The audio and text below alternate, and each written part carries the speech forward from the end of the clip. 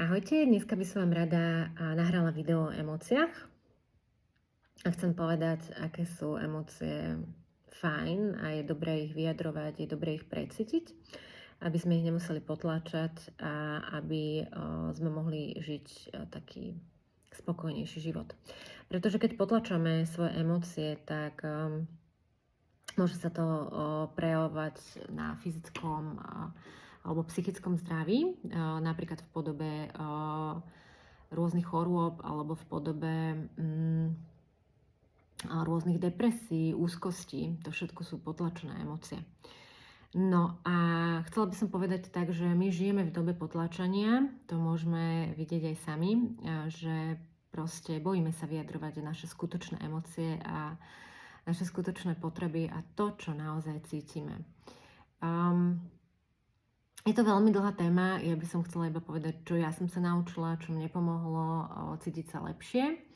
Takže začnem s toxickou pozitivitou, to bude ako prvé, pretože musím povedať, že ja som bola čistý príklad toxickej pozitivity, pretože keď človeku sa možno niečo deje v jeho živote, tak možno začne viacej čítať, začne sa zaujímať o nejaké veci a ja som to zobrala tak, že človek musí byť iba pozitívny a všetky tie emócie ostatné, ktoré cítim, sú zlé, ale musím povedať, že je to presne naopak, pretože všetky emócie nám na niečo slúžia a tie emócie sú tu pre nás a tie emócie sú kompas ako keby našej duše alebo našeho tela a je to ako keby nástroj komunikácie s nami, keď nechceme počúvať. Napríklad ešte k tej toxickej pozitivity poviem to, že tá toxická pozitivita je na druhej strane spôsob, ako sa vyhnúť nepríjemným emóciám. A v podstate, čo som robila ja, že ako keby som sa oddelila od tej reality, keď som nechcela tomu čeliť. A ešte som aj tým druhým ľuďom spôsobovala to, keď oni mi hovorili o niečom, o ich živote a niečo nepríjemné, tak mne to bolo nepríjemné, čiže ja som urobila to, že som tomu človeku povedala, že ale však to prejde, to nič nie je a tak ďalej, len ja som vlastne nechcela ísť do toho môjho diskomfortu a nechcela som ako keby nacítiť toho človeka. Vlastne ani som nemala tú schopnosť, pretože sama som bola úplne oddelená od seba.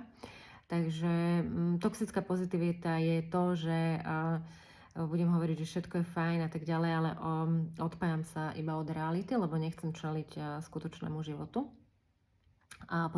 Pozitivita je fajn, ale aj ten pokoj je fajn, ale je to ako keby výsledok toho potom, ako žijete, tak pozitívne viete myslieť na základe vašich skúseností a viete, že všetko je v poriadku a všetko sa deje pre vyšší účel. Ale keď sa ako keby oddelím od toho nepríjemnej skúsenosti, tak je to iba nejaké oddelovanie, nejaká disociácia. Hej? Takže toto je prvé, čo spomeniem, a potom takú druhú emóciu, ktorá je veľmi, veľmi dôležitá pre nás a nemali by sme ju potláčať kvôli nám, pretože sa nám snaží niečo ukazovať, a to je hnev. Hnev je veľmi silná energia, ktorú vlastne cítite vo svojom tele, napríklad keď sú porušované vaše hranice. A ten hnev, pardon, mi to tu svieti, a ten hnev je tu pre nás, aby my sme to cez telo, my dostávame v ten moment silu. Silu niečo zmeniť, silu nastaviť si hranice, keď nám ich niekto prekračuje. A je to pre nás dôležité, ale my keď napríklad, je to ináč, aby som nezabudla, je to emócia, ktorá je veľmi umalo potlačené, napríklad dobré dievčatá, dobrí chlapci alebo ľudia, ktorí sú people pleaser a chcú každému vyhovieť, ale potlačajú svoje potreby, potlačajú svoj život a dávajú do popredia potreby druhých, potreby svojej rodiny, potreby svojho partnera, priateľov a tak ďalej, pretože sa boja povedať nie, tak tí majú napríklad nahromadený obrovský hnev. Takže tak. Čo s tým hnevom, keď nás prepadne? Takže ja som napríklad, musím povedať, že s hnevom mala strašne veľké problémy. Ja som nenávidela ľudí, ktorí sa hnevali, ktorí dokázali prejaviť ten svoj hnev. Ja som mala z toho absolútnu hrôzu, keď sa niekto hneval. A to bolo práve preto, že ja som ten hnev nevedela vyjadriť zdravo. až tak choro, že ja som ho stále potlačala, keď napríklad boli nerešpektované moje hranice, alebo napríklad keď som ako keby tie svoje potreby prehliadala a nemala som ich naplnené, tak až potom som vykypela a potom zo mňa sa stala, ja neviem, sopka. A potom som povedala veci, aj ktoré som tak nemyslela, len som chcela niekomu ublížiť. Takže preto viem, že... A musela som akože dlho sa to učiť, aby som ten môj hnev, keď ho cítim, vedela prejaviť, ale nie v tom zmysle ako keby hnevu, ale že v ten moment dostanem tú silu a môžem si nastaviť tie hranice. A ďalšia vec je, že ešte som zistila, že kedy mám hnev, nielen vtedy, keď mi niekto porušuje tie hranice, ale mám hnev vtedy, keď sa niečo nedieje podľa mňa, ako ja chcem. A tomu som si uvedomila, že nie všetko musí byť tak, ako ja si predstavujem a tí ľudia majú slobodnú voľbu. Čiže vlastne to je práca potom ako keby na mne, že si poviem, že aha, že tu je len to moje ego, že ja chcem, aby tie veci vyzerali tak, ako ja si ich predstavujem, ale to tak nemusí byť. Takže tak. A ešte, čo sa týka vyjadrovania toho hnevu, ono je to veľmi ťažké. Musím povedať za seba, že ja som ho stále len prehltávala, potlačovala a bolo veľmi ťažké ho ako keby v ten daný moment vyjadrovať, kedy ho cítim. A stále sa to snažím učiť, ale musím povedať, že je to oveľa lepšie, keď to urobíme v ten daný moment, keď nám príde tá emócia, lebo emócia trvá chvíľočku.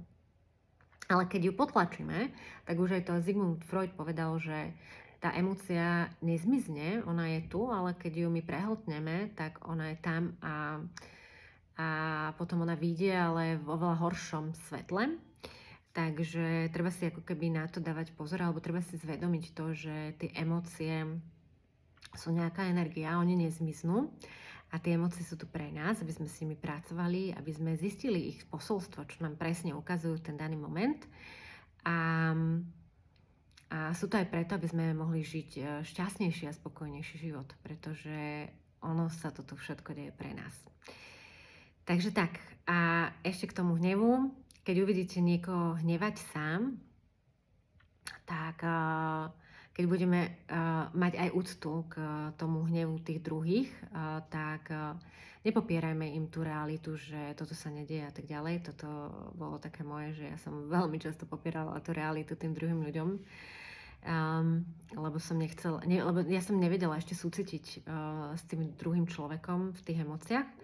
A teraz, keď uvidíte hnev toho druhého, tak skúste dať tomu súcit, že on si to prežíva, že nie je to pre neho príjemné. A možno vám to aj ukazuje to, že čo vy ešte nemáte spracované.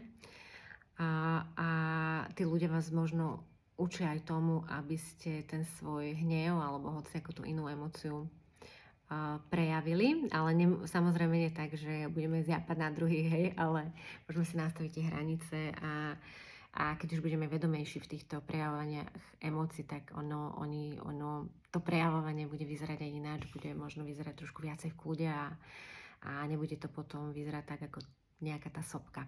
Takže tak. Takže s týmto by som sa rada s vami podelila a potom v ďalších videách si môžeme povedať aj iné emócie. Želám vám pekný deň.